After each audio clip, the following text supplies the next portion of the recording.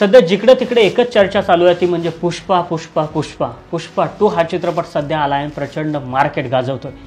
कोणी हे चित्रपट पाहायला जात असताना ट्रेंड खाली जाते, कोणी चित्रपट लावला नाही म्हणून पडदे फाडते, काचा फोडायला चालू आहेत आणि अशा पद्धतीच्या बातम्यांना आता ऊत आला। पुष्पा हा चित्रपट चर्चेत ठरला एवढंच नाही तर या चित्रपटाची जी बुकिंग झाली ॲडव्हान्स बुकिंग तर ती 100 कोटीपेक्षाही जास्त होती। आणि ही बातमी वाचली आणि कुठेतरी त्या बातमीवरती 2 मिनिटं मी तसा शांत होतो। चित्रपट यायच्या अगोदर 100 कोटीची ॲडव्हान्स बुकिंग, एका बाजूला चित्रपट रिलीज व्हायच्या आधी 100 कोटी एवढी बुकिंग होते आणि दुसऱ्या बाजूला आम्ही उन्हातान्हात राबून रस्त्यावरती मेथीच्या जुड्या घेऊन बसलं तर 10 रुपयाला सुद्धा एक मेथीची जुडी लोकांना जड वाटायला लागते। मग हे नेमकं का घडतं?